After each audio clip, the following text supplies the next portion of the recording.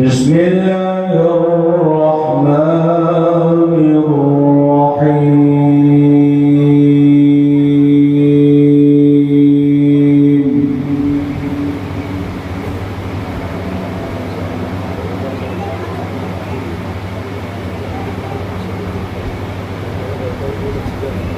يا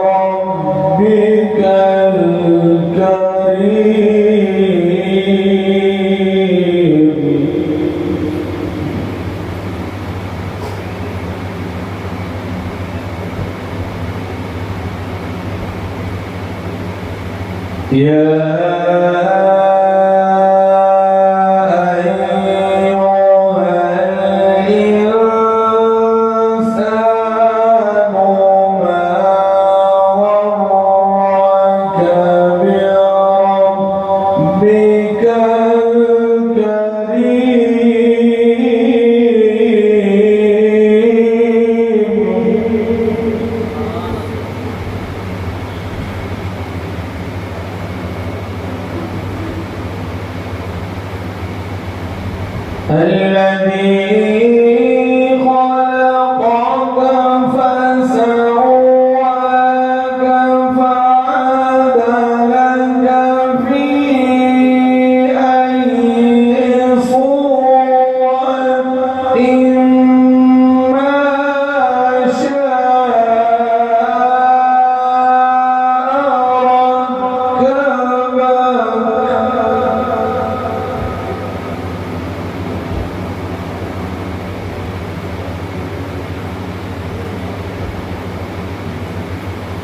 في أي صورة ما شاء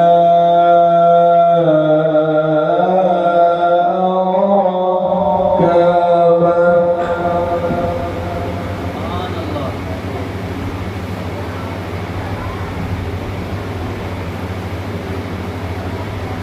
كلا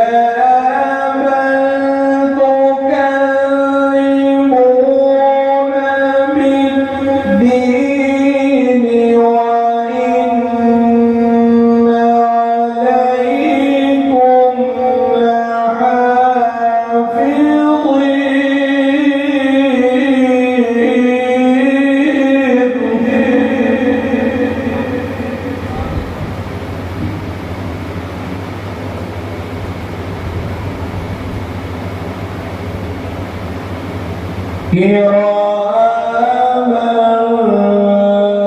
كاتبين يعلمون ما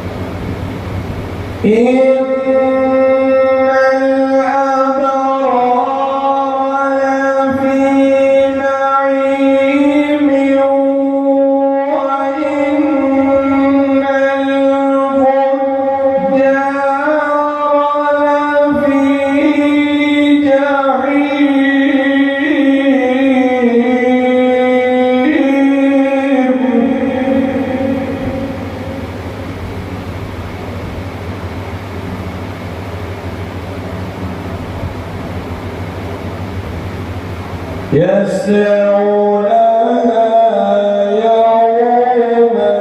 الدين وما هم عنها بغائبين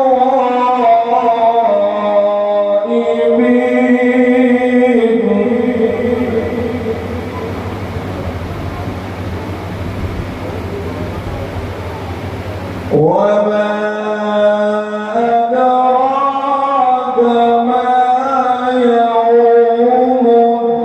الدين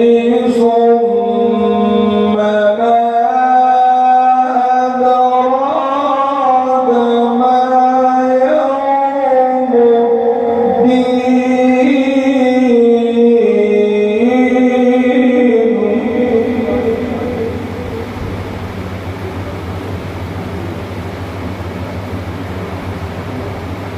يوم لا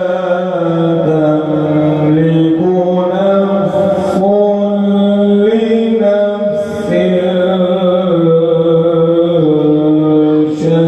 شيئا والأمر يومئذ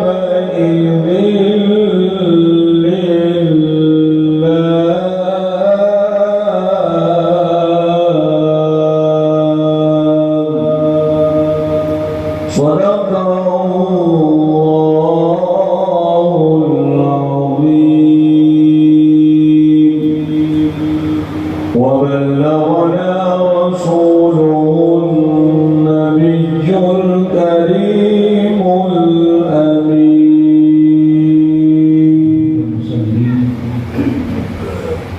ونسلم على رسوله النبي الأمين المكين الحليم الكريم الرؤوف الرحيم أما بعد أعوذ بالله من الشيطان الرجيم بسم الله الرحمن الرحيم اقرأ كتابك كفى بنفسك اليوم عليك حسيبا صدق الله العظيم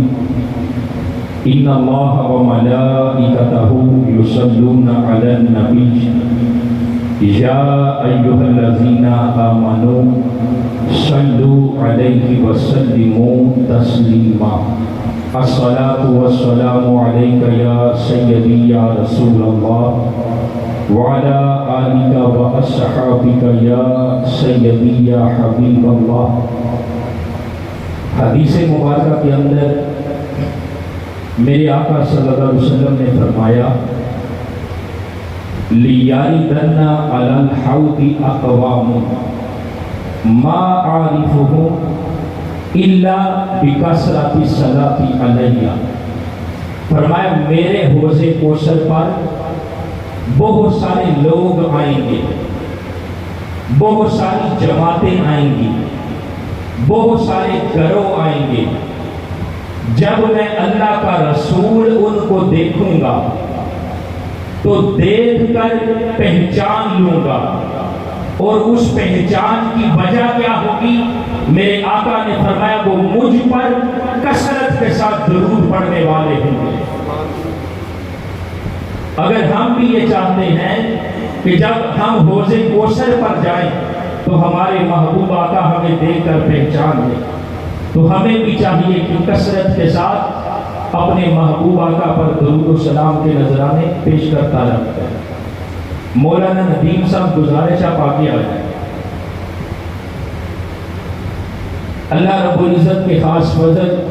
اور اس کی توفیق خاص سے میں اور آپ برادر مکرم محترم فیصل صاحب اور یاسر صاحب ان کے والد مرحوم کے ختم سالانہ کے موقع پر جمع ہے. چند باتیں فکر آخرت کے حوالے سے میں آپ کی گوش گزار کروں گا. قبلہ علامہ فضل دار صاحب آپ نے حکم فرمایا کہ آپ نے ضرور محفل میں تشریف لانی ہے، تو آپ کے حکم پر میں آپ کے سامنے حاضر ہوں. اب دوستان محترم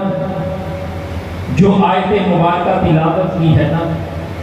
اس میں اللہ رب العزت نے یہ فرمایا اقرأ کتابک کفیٰ بنفسک اليوم علیک حسیبا. فرمایا قیامت کے دن ہر بندے کے ہاتھ میں اس کی جو کتاب ہے، اس کا جو نامہ اعمال ہے وہ دیا جائے گا، اور فرمایا جائے گا اقرأ کتابک، اے بندے تو اپنی کتاب اپنا نامہ اعمال خود پڑھ لے، اس لیے کہ آج کے دن اپنا حساب کرنے کے لیے تو خود کافی ہے. یہ بندے سے کیوں کہا جائے گا؟ اس لیے کہ ہر بندہ یہ جانتا ہے اس کی دنیا کی زندگی کس طرح گزری ہے. ہر انسان یہ جانتا ہے کہ اس کی دنیا کی زندگی نیک اعمال کرتے ہوئے گزری ہے یا کہ اللہ کی نافرمانی کرتے ہوئے گزری ہے. فرمایا جائے گا بندے یہ کتاب لے اور خود پڑھ لے، اس لیے کہ اپنا حساب کرنے کے لیے تو خود کافی ہے۔ اب دوستان محترم، اللہ رب العزت کی بارگاہ میں ہر بندہ خدا نے جواب دے ہونا، ہر ایک کا جو نامہ اعمال ہے اس کے ہاتھ میں دیا جانا۔ اب چونکہ محرم الحرام یہ اسلامی سال کا پہلا مہینہ ہے اور جو پچھلا سال ہے وہ ختم ہوا ہے، تو ہر بندہ مسلمان وہ سال کے اختتام پر وہ اپنے آپ کو دیکھتا ہے کہ میرا وہ سال کس طرح گزرا ہے۔ دیکھیں نا، بندہ کوئی کام کرتا ہو تو وہ حساب نہیں کرتا کہ مجھے نفع ہوا ہے یا نقصان ہوا۔ بینک کے اندر چلے جائیں، ہر روز وہ اینڈ پہ حساب کرتے ہیں، مہینے کے بعد حساب کرتے ہیں کہ آج ہمارا کلوزنگ ڈے ہے، آج وہ حساب کر رہے ہیں۔ سال کے بعد وہ حساب کرتے ہیں کہ یہ سال ہمارے لیے نفع کا باعث بنا یا خسارے کا باعث بنا۔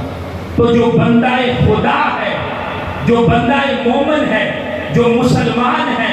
وہ سال کے اینڈ پر وہ خود کو دیکھتا ہے، وہ اپنا احتساب کرتا ہے کہ میرا یہ جو سال گزر گیا ہے،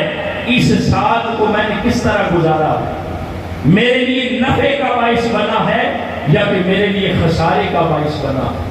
تو احتساب کے حوالے سے موضوع اسی لیے رکھا ہے چونکہ یہ نیا سال شروع ہوا ہے، تو پچھلے سال کے حوالے سے ہم سب احباب کو اپنی طرف دیکھنا چاہیے، اس لیے کہ اللہ کی بارگاہ میں ہر بندہ خدا نے جواب دے ہونا ہے، اور اس سے کہا جائے گا کہ بندے اپنی کتاب لے اور پڑھ لے، اس لیے کہ اپنا حساب کرنے کے لیے تو خود کافی ہے۔ اور اس کے بعد آگے کیا فرمایا؟ فرمایا جو گناہگار ہوں گے، جو مجرم ہوں گے، فَتَرَ الْمُجْرِمِينَ مُشْفِقِينَ مِمَّا فِيهِ وَيَقُولُونَ يَا وَيْلَتَنَا مَا لِهَٰذَا الْكِتَابِ لَا يُغَادِرُ صَغِيرَةً وَلَا كَبِيرَةً إِلَّا أَحْصَاهَا وَوَجَدُوا مَا عَمِلُوا حَاضِرًا وَلَا يَظْلِمُ رَبُّكَ أَحَدًا۔ فرمایا فَتَرَ الْمُجْرِمِينَ، جو لوگ مجرم ہوں گے ان کو دیکھو گے، جو گناہگار ہوں گے فرمایا ان کو دیکھو گے، اس وجہ سے فرمایا وہ جو کچھ لکھا ہوگا نا کتاب میں، جو کچھ لکھا ہوگا نامہ اعمال میں، فرمایا مجرموں کو دیکھو گے تو وہ دیکھ کر ڈریں گے۔ اور ڈریں گے کیا؟ جب اپنا نامہ اعمال دیکھیں گے تو ڈریں گے۔ ڈریں گے کیوں؟ اس لیے کہ وہ سمجھتے تھے کہ دنیا کے اندر میں لوگوں کی نگاہوں سے چھپ گیا تھا، میں نے جب یہ عمل کا ارتکاب کیا تھا تو میرے ماں باپ بھی مجھے نہیں دیکھ رہے تھے،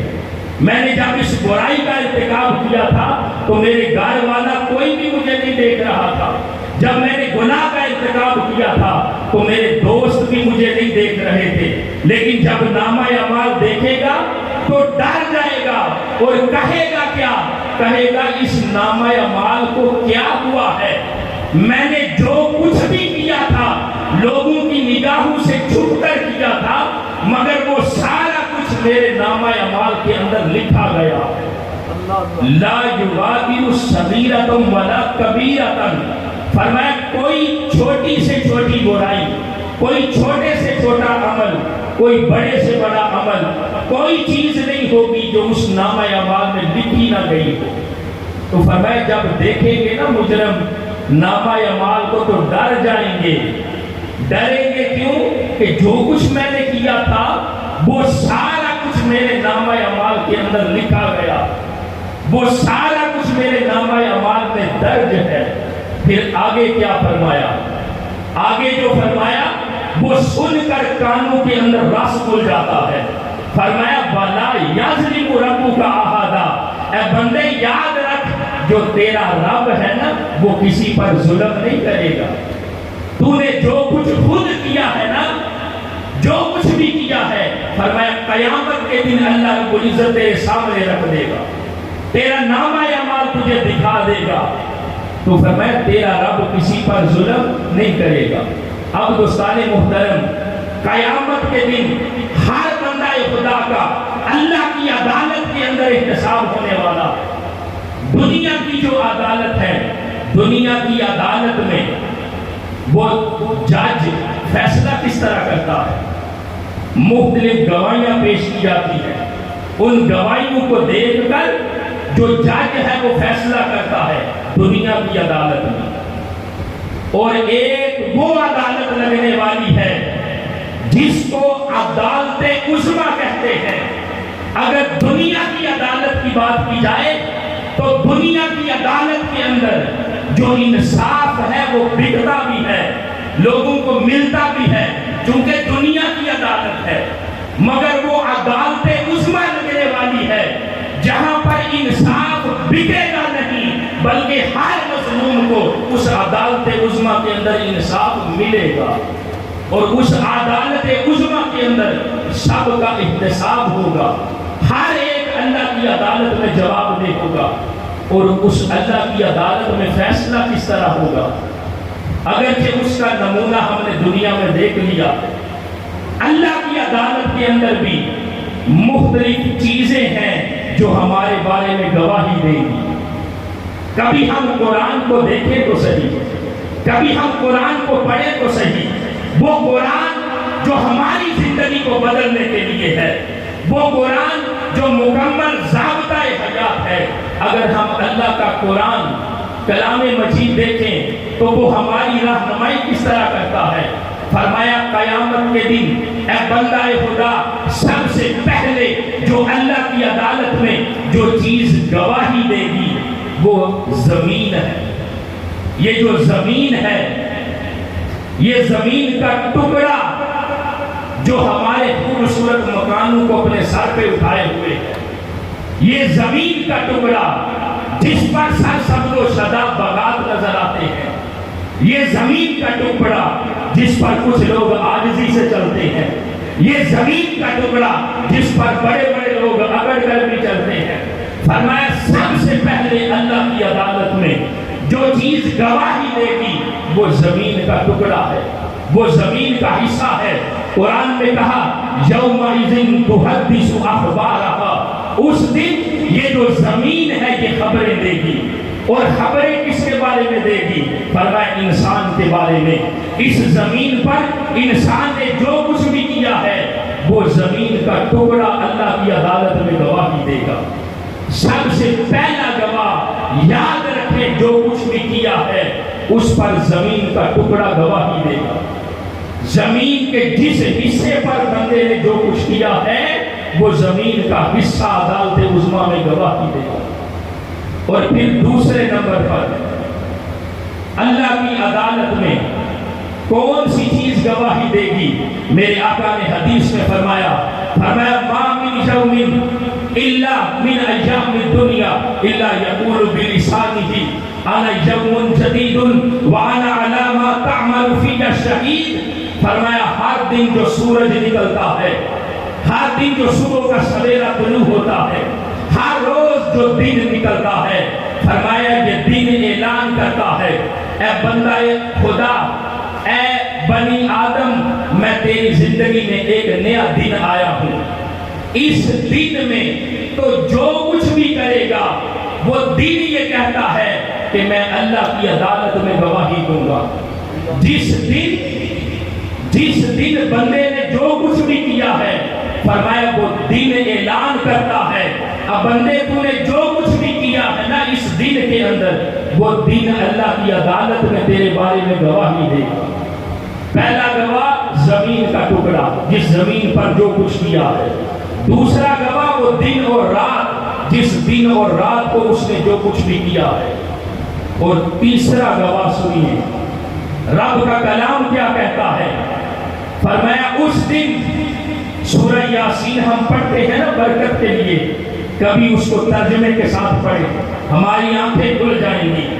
فرمایا سورہ یاسین کے اندر الیوم نختم علی افواہہم وتکلمنا ایدیہم وتشہد ارجلہم بما کانوا یکسبون۔ فرمایا آج کے دن یہ جو منہ ہے نا جس کے ذریعے ہم بولتے ہیں،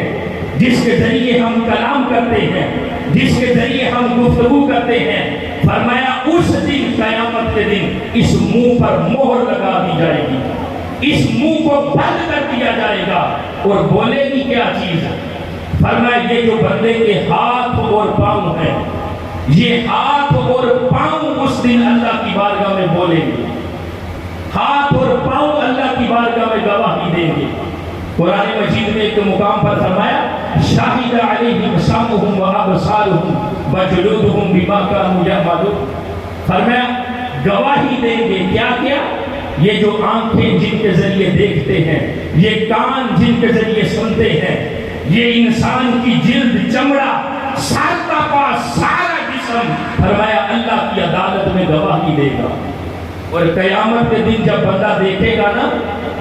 دنیا کے اندر ہم دیکھتے ہیں کہ زبان کے ذریعے بولتے ہیں، گفتگو کرتے ہیں، کلام کرتے ہیں، لیکن قیامت کے دن بندہ دیکھے گا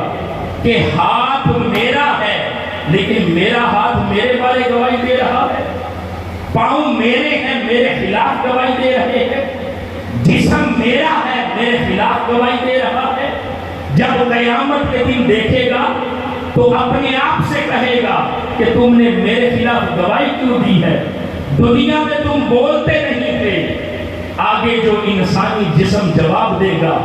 قرآن میں دیکھے وہ سننے والا ہے۔ فرمایا جب بندہ کہے گا قالوا لجلودہم لما شہدتم علینا، تم نے میرے خلاف کیوں گواہی دی؟ تو آگے سے پورا جسم، اعضاء کیا بولیں گے؟ فرمایا قالوا انطقنا اللہ الذی انطق کل شیء، وہ آگے کے جسم بولے گا اور جسم کہے گا آج اس رب نے بولنا سکھایا ہے جو ساری کائنات کو بولنے کی قوت اور طاقت عطا کرتا ہے۔ تو دوستان محترم، اللہ کی عدالت میں یہ جو سارا ہمارا جسم ہے، سر کا پا، یہ گواہی دینے والے ہیں۔ پہلا گواہ زمین کا ٹکڑا، دوسرا گواہ وہ دن جس دن بندے نے جو کچھ کیا ہے، اور تیسرا گواہ انسان کا جسم ہے۔ اب یہ سارے گواہ چھوٹے ہیں، یہ سارے گواہ چھوٹے ہیں۔ قیامت کے دن اللہ رب العزت فرمائے گا اے میرے بندے، تو نے جو کچھ بھی کیا ہے تیرے سارے کیے درے پر میں رب خود گواہی دیتا۔ اب ذرا تصور تو کریں کہ اس عدالت عظمیٰ کے اندر ہر بندے کے لیے انصاف کے تقاضوں کو کس طرح پورا کیا جائے گا۔ تو دوستان محترم، وہ دن آنے والا ہے، وہ حساب و کتاب کا دن، وہ احتساب کا دن، وہ اللہ کی عدالت میں پیش ہونے والا دن، وہ اللہ کے حضور ہم سب کے لیے پیشی کا دن آنے والا ہے۔ قرآن نے کہا اقترب للناس حسابهم وهم في غفلة معرضون، لوگوں کا جو حساب ہے وہ قریب آ گیا ہے، اور لوگوں کا حال کیا ہے؟ فرمایا وهم غفلة معرضون، جو لوگ ہیں وہ غفلت کے اندر منہ پھیرے ہوئے ہیں۔ فرمایا حساب تو قریب آ گیا ہے لیکن جو لوگ ہیں وہ غفلت میں پڑے ہوئے ہیں۔ تو دوستان محترم، ہم سب اللہ کی عدالت میں پیش ہونے والے ہیں۔ ہماری زندگی کا یہ جو لمحہ گزر رہا ہے، ہر گزرتا ہوا لمحہ مجھے اور آپ کو موت کی طرف لے کے جا رہا ہے۔ ہماری زندگی کا ہر گزرتا لمحہ مجھے اور آپ کو قبر کی طرف لے کے جا رہا ہے۔ ہماری زندگی کا ہر گزرتا ہوا لمحہ مجھے اور آپ کو حشر کی طرف لے کے جا رہا ہے۔ ہماری زندگی کا ہر گزرتا ہوا لمحہ مجھے اور آپ کو میزان پر نامہ اعمال تولا جانے کی طرف لے کے جا رہا ہے۔ ہماری زندگی کا ہر گزرتا ہوا لمحہ ہمیں پل صراط کی طرف لے کے جا رہا ہے۔ ہماری زندگی کا ہر گزرتا ہوا لمحہ ہمیں اللہ کے حضور پیش ہونے کی طرف لے کے جا رہا ہے۔ ہم سب نے اللہ کی عدالت میں جواب دہ ہونا ہے، اور یہ ساری چیزیں اللہ کی عدالت میں گواہی دینے والی ہیں۔ تو کیوں نہ ہم ہماری زندگی کا جو پچھلا سال ہے وہ ختم ہوا ہے، اس اسلامی سال محرم الحرام کے شروع ہونے پر ہم اپنی زندگی کے اندر یہ عہد کریں، یہ تجدید عہد کریں کہ مولا پچھلا سال جس طرح بھی گزرا ہے، غفلت میں گزرا، لاپرواہی میں گزرا، سستی میں گزرا، اللہ کی نافرمانی میں گزرا، جس طرح تھا گزر گیا ہے۔ اب زندگی کا نیا سال ہمیں عطا کیا ہے، ہم اس سال پر اپنے ساتھ عہد کرتے ہیں کہ مولا ہم تیری نافرمانی نہیں کریں گے۔ ہم عہد کرتے ہیں کہ پچھلے سال اگر نمازیں قضا ہوئی ہیں تو اس سال کا کوئی دن ایسا نہیں گزرے گا جس دن ہم اللہ کے حضور سجدہ ریز نہیں ہوں گے۔ ورنہ دوستان محترم، ایک سال کیا ہے، کئی سال گزر جائیں گے، زندگی گزر جائے گی، لیکن مزہ تو تب ہے صرف سال نہ بدلے، صرف سال نہ بدلے، بدلے ہوئے سال کے ساتھ ہماری زندگی بھی بدل جائے۔ صرف سال نہ بدلے، ہر بدلتے سال کے ساتھ ہماری زندگی کے معاملات بدل جائیں، ہر بدلتے سال کے ساتھ ہماری زندگی کی ترجیحات بدل جائیں۔ اگر ہم پہلے اللہ کے حضور سجدہ ریز نہیں ہوتے تھے تو ہم یہ عہد کریں کہ مولا ہم تیری بارگاہ میں ضرور سجدہ ریز ہونے والے بنیں گے۔ مزہ تو تب ہے نا، اور احتساب بھی ہم خود کریں۔ کل حضرت سیدنا فاروق اعظم حضرت عمر بن خطاب، آپ کا یوم شہادت تھا، آپ کا فرمان سنیے، آپ نے فرمایا بندے تو اپنا حساب خود کرتے رہا کر، اپنا حساب خود کرتے رہا کر، اس لیے کہ اللہ کی عدالت میں وہ پیش ہونے والا ہے، وہ حساب کا دن آنے والا ہے۔ اور آخری بات کرنے لگا، آخری بات اب دوستان محترم، اور صرف اس لیے کہ کاش ان الفاظ کو سن کر ہماری زندگی بدل جائے، ہماری زندگی کی ترجیحات بدل جائے۔ ہم سارے مسلمان ہیں، ہم سب نے آقا اسلام کا کلمہ پڑھا ہے، تو ذرا سوچیں سے جو ہم نے کلمہ پڑھا ہے، اگر وہ کلمہ پڑھا ہوا مجھے اور آپ کو اپنے گھر سے اٹھا کر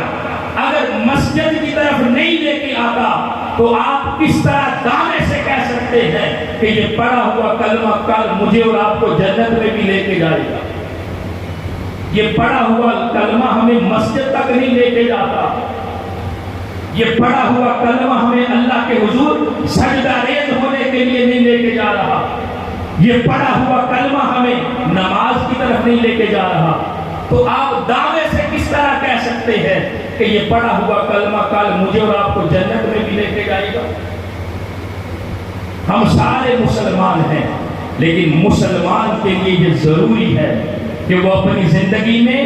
کوئی چیز شامل کرے یا نہ کرے، لیکن اللہ تعالیٰ نے جو احکامات ہم پر نافذ کیے ہیں ہم ان احکامات کی ضرور پابندی کریں، اور ترجیحی طور پر اللہ کے حضور سجدہ ریز ہونے والے ہیں۔ یہ ایک والد کا حکم ہے نا، محترم فیصل صاحب، ان کے والد مرحوم کا سالانہ ختم ہے نا۔ اب دیکھیں جو اللہ کی بارگاہ میں سجدہ ریز ہوتے ہیں، جو نماز پڑھتے ہیں، اللہ کے حضور جھکتے ہیں، جو 5 وقت کی نماز پڑھتے ہیں، وہ جب نماز میں بیٹھے ہوں اللہ کا ذکر کرنے کے بعد وہ دعا کیا مانگتے ہیں؟ ربنا اغفر لی ولوالدی وللمؤمنین یوم یقوم الحساب۔ اے ہمارے رب، ہمارے ماں باپ کی اور ساری امت مسلمہ کی بخشش اور مغفرت فرما۔ تو دوستان محترم، جو اللہ کے حضور جھکتا ہے اس کو اللہ توفیق عطا کرتا ہے کہ وہ اپنے ماں باپ کے لیے بخشش اور مغفرت کی دعا مانگتا ہے۔ ورنہ جو نماز نہیں نہ پڑھتے، جو اللہ کے حضور سجدہ ریز نہیں ہوتے، آپ ان کو دیکھ لیں، ان کو اپنے والدین کے لیے دعا مانگنے کی بھی توفیق نہیں ملتی۔ تو دوستان محترم، ترجیحی طور پر ہم اپنی زندگی میں اس چیز کو شامل کریں کہ ہماری زندگی کا کوئی دن ایسا نہیں گزرے گا جس دن ہم اللہ کے حضور سجدہ ریز نہ ہوئے۔ اللہ تعالی ہم سب کو سمجھ کی اور عمل کی توفیق عطا فرمائے۔ اور دعا ہے کہ اللہ تعالیٰ محترم فیصل صاحب کے والد مرحوم کی کامل بخشش اور مغفرت فرمائے۔ اس محفل پاک کی برکت سے ان کی قبر پر کروڑوں رحمتوں کا نزول فرمائے، ان کی قبر کو جنت کے باغوں میں سے ایک باغ بنائے اور ان کو جنت الفردوس میں اعلیٰ مقام عطا فرمائے۔ وما علینا الا البلاغ۔ امام علی مقام وہ امام حسین جب پیدا ہوئے، نبی کریم علیہ السلام اپنے دستے مبارک سے ان کو گھٹی دیتے ہیں، ان کے کان میں اذان کہتے ہیں، ان کے بائیں کان میں اقامت کہتے ہیں، اور نبی کریم علیہ السلام امام حسین کو چوما بھی کرتے تھے، امام حسین کو سونگا بھی کرتے تھے۔ عرض کیا یا رسول اللہ سونگنے کی وجہ کیا ہے؟ تو فرمایا میرے حسین سے مجھے جنت کی خوشبو آتی ہے۔ تو وہ امام علی مقام، ان کا ہم تذکرہ کرتے ہیں۔ اللہ کریم ہمیں ان کے نقش قدم پر بھی چلنے کی توفیق عطا فرمائے۔ اب وقت مختصر ہے، تشریف لاتے ہیں برادر کرم علامہ فضل داد۔ اعوذ باللہ من الشیطان الرجیم، بسم اللہ الرحمن الرحیم۔ قال اللہ تبارک و تعالی فی القرآن المجید ان اشکر لی ولوالدیک والی المصیر۔ صدق اللہ مولانا العظیم۔ ان اللہ وملائکتہ یصلون علی النبی یا ایھا الذین آمنوا صلوا علیہ وسلموا تسلیما۔ الصلاۃ والسلام علیک یا سیدی یا رسول اللہ وعلی آلک واصحابک یا حبیب اللہ۔ حمد و ثنا کے بعد بزرگ محترم سامعین، آج ہم اپنے بزرگ چاچا جی منظور صاحب کے اظہار ثواب اور ان کے لیے بخشش کی دعا کے لیے حاضر ہیں۔ اللہ رب العزت اپنے پیارے نبی صلی اللہ علیہ وسلم کا صدقہ ان کی بخشش و مغفرت فرمائے اور ان کی قبر کی منزلوں کو آسان فرمائے۔ ان کے بیٹوں نے بڑی محبت ذوق کے ساتھ اس محفل پاک کا انعقاد کیا تاکہ ہم سب مل کر ان کے لیے بخشش کی دعا کریں۔ یقیناً انسان کے لیے والدین کی نعمت اللہ کے حضور بہت بڑی نعمت ہے، اور اس نعمت کی تعظیم، احترام اور اکرام ہر مسلمان پر فرض ہے۔ والدین جب تک زندہ ہیں تو بھی اللہ تعالیٰ کی نعمت ہے، دنیا سے چلے بھی جائیں تو بھی والدین کی ذات انسان کو اس دنیا میں فائدہ دیتی رہتی ہے جب تک وہ اپنے ماں باپ کے لیے بخشش کی دعا کرتا رہتا ہے۔ رسول اللہ صلی اللہ علیہ وسلم کی حدیث کے مطابق اللہ تعالیٰ اس کے رزق میں برکت پیدا فرماتا ہے۔ والدین کے لیے بخشش کی دعا انسان کے رزق میں برکت کا سبب ہے، اور اس کے علاوہ اللہ تبارک و تعالیٰ کی طرف سے اپنے ماں باپ کی فرمان برداری کے اعزاز میں اس بندے کو بے شمار نعمتیں اور رحمتیں بھی ملتی ہیں۔ والدین زندہ ہیں تو بھی ان کے حقوق ہم پر لازم ہیں، اور اگر والدین دنیا سے چلے جائیں ایسا نہیں کہ ان کے حقوق ختم ہو گئے، بلکہ دنیا سے جانے کے بعد بھی ان کے کچھ حقوق ہمارے ذمے پر ہیں، اور ان کی ادائیگی کے ساتھ ہی انسان کی عبادت بھی قبول ہوتی ہے، اور انہیں حقوق کی ادائیگی کے ساتھ ہی انسان اپنے رب کی رحمتوں کا حقدار بنتا ہے۔ دنیا میں جب تک ہیں ان کے ساتھ بڑائی کرنا، نیکی کرنا، نرمی کرنا، محبت کرنا، شفقت کرنا، تعظیم کرنا، یہ ان کے حقوق ہیں۔ اگر ہم ان کے ساتھ اچھا معاملہ کرتے ہیں تو یہ کوئی ان پر احسان نہیں، یہ ان کا حق تھا کہ میں ان کے حق کو ادا کرتا رہا، کیونکہ قرآن پاک کے اندر اللہ تبارک و تعالیٰ نے سب سے زیادہ جس چیز کی اہمیت کو بیان کیا اور اپنے ذکر اور عبادت کے ساتھ، اپنی توحید اور الوہیت کے ساتھ جن کا ذکر اور جن کے ساتھ احسان کا حکم دیا وہ ماں باپ ہیں۔ قرآن پاک میں فرمایا انشکر لی ولی والدیک، میرا شکر ادا کرو اور اپنے ماں باپ کا شکر ادا کرو۔ وَقَضَى رَبُّكَ أَلَّا تَعْبُدُوا إِلَّا إِيَّاهُ وَبِالْوَالِدَيْنِ إِحْسَانًا، اور فرمایا تمہارے رب کا حکم یہ ہے کہ تم صرف اسی کی عبادت کرو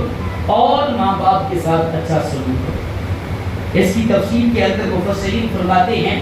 جہاں بھی اللہ نے اپنی عبادت اور اپنی بارگاہ میں شکر کا حکم دیا تو ساتھ والدین کے ساتھ اچھا سلوک کرنے اور ان کے شکر کا حکم کیوں دیا؟ اصل وجہ یہ ہے کہ اللہ رب العزت جو خالق ہے، جس نے اس انسان کو پیدا کیا، خالق رب ہے، لیکن اس دنیا میں انسان کے وجود کا سبب ماں باپ ہے۔ اس وصف خالقیت کا جو ظہور ہوا، وجود انسانی اس دنیا میں ظاہر ہوا، میں عدد سے پیدا کرنے والی ذات رب ہی ہے، لیکن اس دنیا میں انسانی وجود ماں باپ کے توسط سے آیا ہے۔ میں اس کی ایک وجہ یہ بھی ہے کہ اگرچہ ساری کائنات کا پالنے والا حقیقت میں اللہ کی ذات ہے، لیکن اس وصف ربوبیت کا مظہر والدین ہیں کہ ماں باپ کے توسط سے انسان پلتا ہے، انسان کی تربیت ہوتی ہے۔ تو میں اللہ تعالیٰ نے ماں باپ کو اپنی صفات کا مظہر بنایا ہے، اس لیے جب فرمایا کہ میری عبادت کرو تو ساتھ فرمایا اپنے ماں باپ کے ساتھ اچھا سلوک کرو۔ نبی کریم صلی اللہ علیہ وسلم کی حدیث کے اندر بھی جو بات بیان کی ماں باپ کے ساتھ دنیا میں اچھا سلوک کیا ہو سکتا ہے، جب وہ زندہ ہیں ہم کیا کر سکتے ہیں؟ ان کے ساتھ نرم انداز اختیار کرنا، محبت سے پیش آنا، گفتگو میں اعتدال رکھنا، والدین کی بات کو سن کر اس پر عمل کرنا، کسی بھی بات میں اس کا انکار نہ کیا جائے، انہیں منع نہ کیا جائے، وہ جو حکم دے ان کے سامنے اپنی گردن کو جھکا دیا جائے، جب وہ بیٹھے تو ان کے برابر نہ بیٹھا جائے، جب وہ چلیں تو ان کے آگے نہ چلا جائے، جب وہ آئیں تو بیٹھے ہیں تو تعظیم میں کھڑے ہو جائیں، اور جب وہ کسی بات کا حکم دیتے ہیں ان کا حق ہے اور ان کی اطاعت و فرما برداری کی جائے۔ میں جب انسان اپنے ماں باپ کی اطاعت کرتا ہے، بلکہ رسول اللہ نے تو یہاں تک فرمایا، اللہ کے نبی فرمایا انا فی صلاۃ العشاء وانا اقرأ فاتحۃ الکتاب، میں اپنی بات کرتا ہوں، اگر میں عشاء کی نماز پڑھ رہا ہوں اور نماز کا اہم ترین رکن قرات شروع کر دوں، فاتحہ پڑھنا شروع کر دوں، پھر میری ماں مجھے آواز دے، نبی کریم صلی اللہ علیہ وسلم نے فرمایا میں نماز چھوڑ دوں اور اپنی ماں کے حکم کے مطابق ان کی بارگاہ میں حاضر ہوں۔ یہ اہمیت ہے نا، میں نماز چھوڑ دوں اس حال میں کہ اللہ کی عبادت کر رہا ہوں، لیکن اگر ماں کا حکم آ جائے، والدین کا حکم آ جائے، میں سب کچھ چھوڑ کر اپنے ماں باپ کی اطاعت کروں۔ اتنی اہمیت ہے، اتنی اطاعت ہے، اتنی فرما برداری ہے۔ تو جب زندگی کے اندر جب تک وہ زندہ ہیں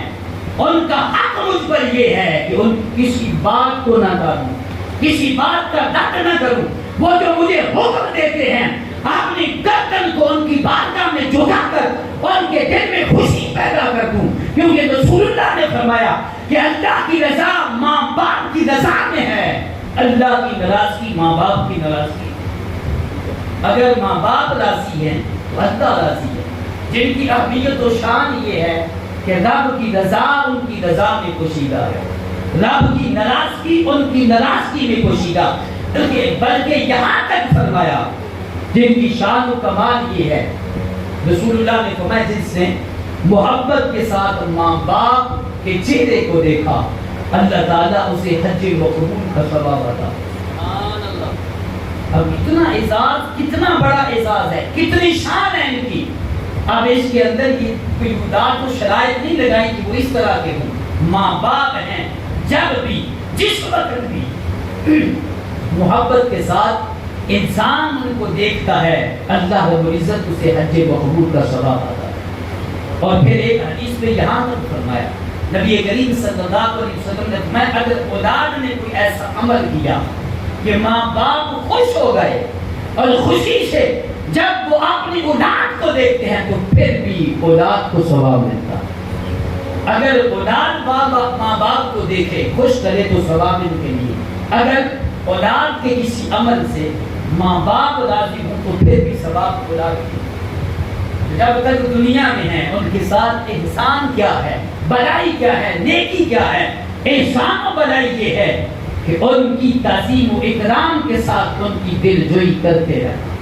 ہر حال میں، ہر کیفیت میں۔ ایسا نہیں کہ بوڑھے ہو گئے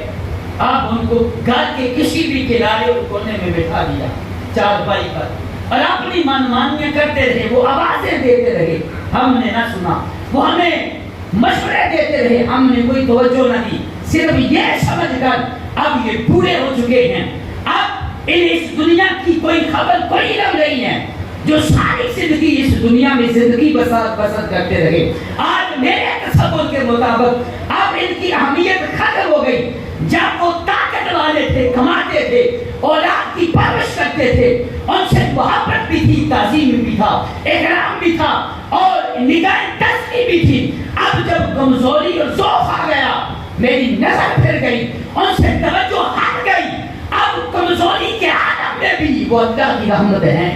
کمزوری کی کیفیت میں بھی آج بھی رب کی بارگاہ میں اگر وہ ہاتھ اٹھاتے ہیں تو اولاد کے حق میں ان کے ہاتھوں کو لٹایا نہیں جاتا، ان کی دعا کو رد نہیں کیا جاتا۔ وہ جس عالم میں بھی ہوں اولاد کے لیے سراپا رحمت ہے،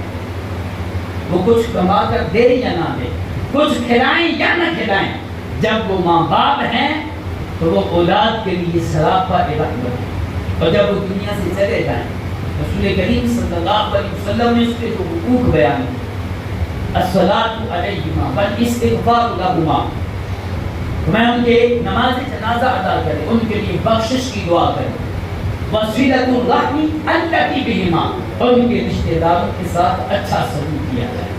یہ دنیا سے جانے کے بعد اب حق ہے ان کے لیے، جب تک اس جسم میں جان ہے ان کے لیے بخشش کی دعا کی جائے۔ بلکہ امام بہقی نے یہاں تک لکھا، رسول کریم صلی اللہ علیہ وسلم نے فرمایا ان کا حق یہ ہے کہ جب بھی نماز پڑھے تو کچھ رکعتیں ان کے لیے بھی پڑھ لیا جائے، جب روزہ رکھے تو کچھ روزے ان کے ثواب کے لیے بھی رکھ لیا کر۔ یہ ان کا حق ہے کہ جب بھی اللہ کے حضور ہاتھ اٹھائے ان کے لیے بخشش کی دعا کرے، جب اللہ کے راستے میں خرچ کرے ان کے نام پر رب کی بارگاہ میں پیش کر دے، عبادت کے اندر، نیکی کے اندر، تقوی کے اندر، ہر عمل میں۔ اور پھر ان کا حق یہ ہے کہ دنیا سے جانے کے بعد ان کے رشتہ داروں کے ساتھ اچھا سلوک کرے۔ اور یہاں ایک بڑی خوبصورت بات پردیسی نے لکھی، وہ ان کا ایک حق یہ ہے،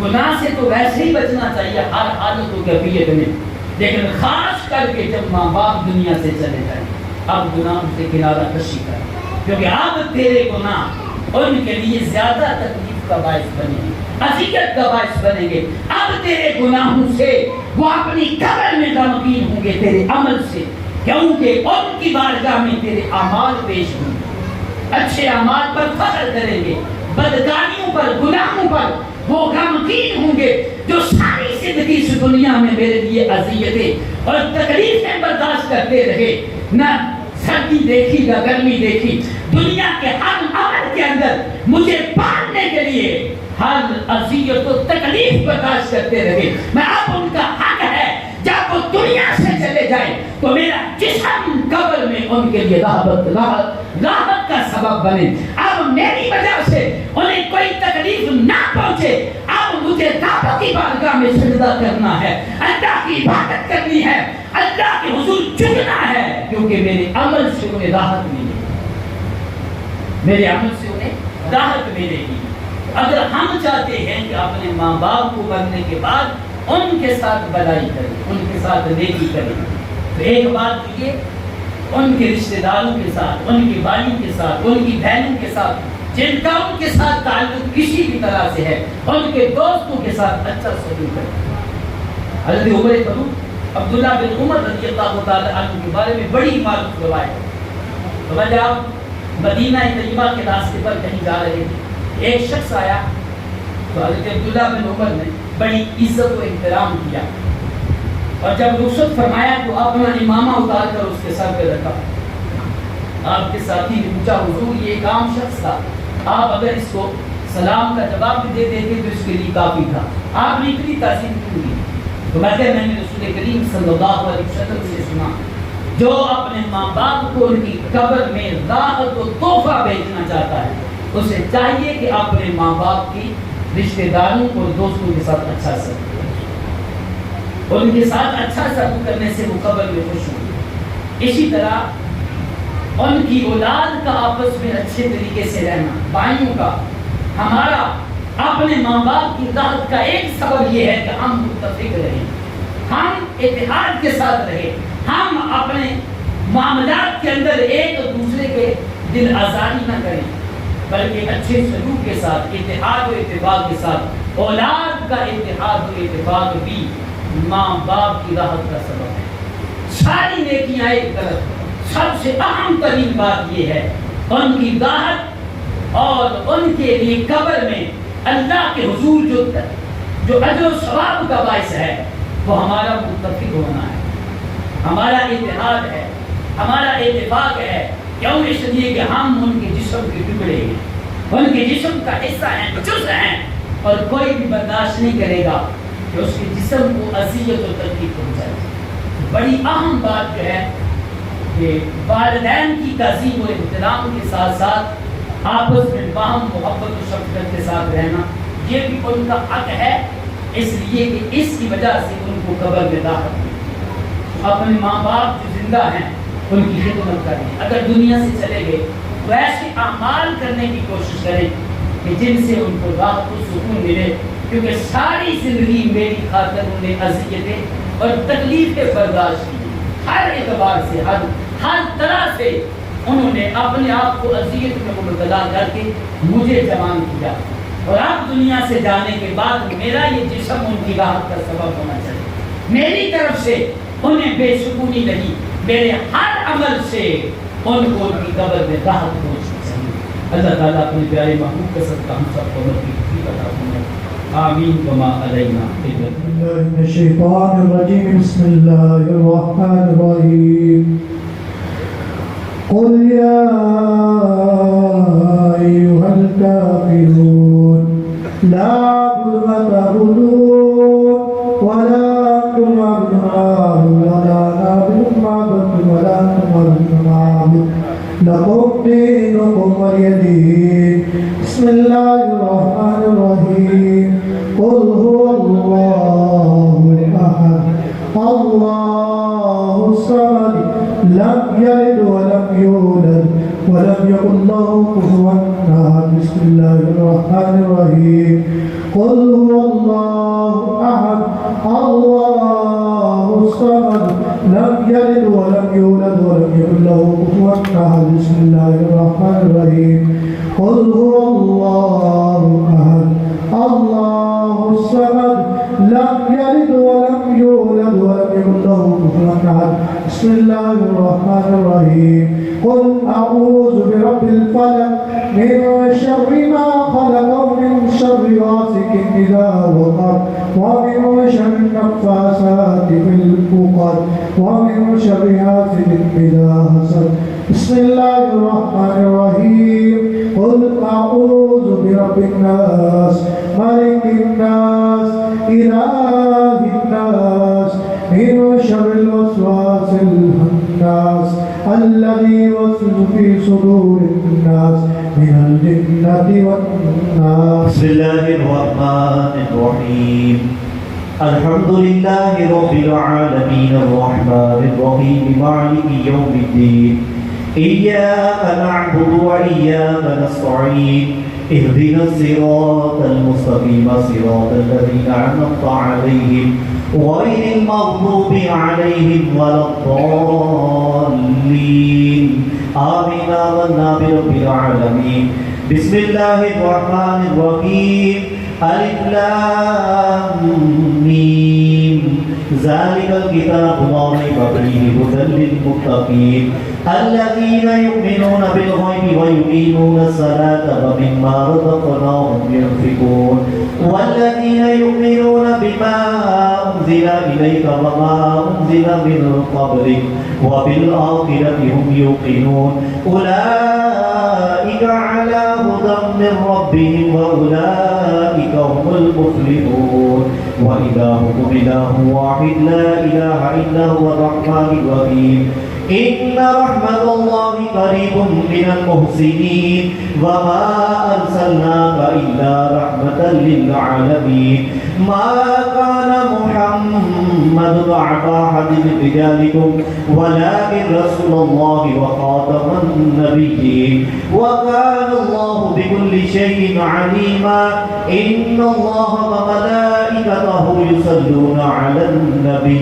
يا أيها الذين آمنوا صلوا عليه وسلموا تسليما اللهم صل على سيدنا ومولانا محمد وعلى آل سيدنا ومولانا محمد وبارك وسلم سبحان ربك رب العزة عما يصفون وسلام على المرسلين والحمد لله رب العالمين اللهم صل على سيدنا ومولانا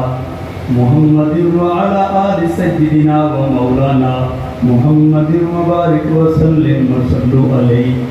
ربنا آتنا في الدنيا حسنة وفي الآخرة حسنة وقنا عذاب النار یا الہی جتنا پاک کلام پڑھا گیا محفل پاک قرآن کریم کی تلاوت احادیث رسول کا بیان حاضر عام اہل خانہ نے جو کچھ پڑھا 204 مرتبہ قرآن پاک سورہ یاسین سورہ قدر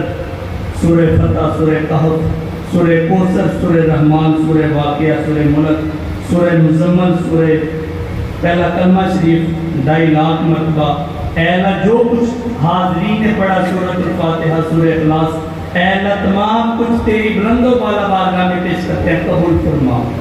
اے اللہ حضور نبی کریم علیہ السلام کی بارگاہ میں اس کا ثواب ہدیۃً تحفۃً پیش کرتے ہیں اللہ قبول فرما اے اللہ نبی کریم علیہ السلام کے طفیل تمام انبیاء کرام صحابہ کرام اہل بیت اطہار کے رواق کو سال کرتے ہیں قبول فرما اے اللہ بالخصوص نبی کریم علیہ السلام کے والدین کریمین آپ کے ازواج طاہرات آپ کی اولاد پاک آپ کے نواسے نواسیاں امام علی مقام امام حسین اور شہداء کرب و بلا کے رواق کو سال کرتے ہیں اللہ قبول فرما اے اللہ اس کا ثواب نبی کریم علیہ السلام کی جمیع امت کی ارواح کو سال کرتے ہیں قبول فرما اے اللہ تمام ذکر اذکار کا ثواب حال طعام کا ثواب نبی کریم علیہ السلام کے طفیل بالخصوص فیصل بھائی یاسر بھائی نوید بھائی ان کے والد محترم ان کی روح کو سال کرتے ہیں قبول فرما اے اللہ ان کی کامل بخشش فرما اے اللہ اس مہینے کا صدقہ اے اللہ آج کے مبارک دن کا صدقہ ان کی آخرت کی مناظر آسان فرما اے اللہ قبر کو کشادہ فرما اے اللہ قبر کو جنت کے باغوں میں سے ایک باغ بنا اے اللہ جنت الفردوس میں اعلیٰ مقام عطا فرما یا الہی اہل خانہ کے اہل مجلس کے جو بھی رشتہ دار تعلقات دنیا سے چلے گئے اے اللہ تمام کی کامل بخشش فرما اے اللہ جو بیمار ہیں ان کو شفائے کاملہ عاجلہ عطا فرما بالخصوص فیصل بھائی ان کی والدہ محترمہ اے اللہ ان کو شفائے کاملہ عاجلہ عطا فرما یا الہی ان کا سایہ بچوں کے سر پر قائم دائم رکھنا اے اللہ ہماری حاجات کو پورا فرما اے اللہ ہمیں مسلک حق اہل سنت و جماعت پر زندہ رکھنا اسی پر ہمیں موت عطا فرمانا اے اللہ جو ہم نے مانگا ہمیں عطا فرما اے اللہ جو نہ مانگ سکے ہمارے حق میں بہتر ہے بن مانگے عطا فرما یا الہی ہر جگہ تیری عطا کا ساتھ ہو یا الہی ہر جگہ تیری عطا کا ساتھ ہو جب پڑے مشکل شہ مشکل کشا کا ساتھ ہو یا الہی ہم بھول جائیں لذا کی تکلیف کو شادی دیدار حسن مصطفیٰ کا ساتھ ہو یا الہی ہم سو جائیں یا مصطفیٰ کہتے کہتے کھلے عام صلی اللہ کہتے یا الہی 17 پائے اور میرے ملت کیے گئے اے اللہ ان کا ثواب مرحومین کی ارواح کو عطا کرتے ہیں اے اللہ قبول فرما ربنا تقبل منا انك انت السميع العليم وتب علينا انك انت التواب الرحيم وصلى الله تعالى على رسول رحمته محمد وعلى اله واصحابه وازواجه وذريته اجمعين برحمتك يا رب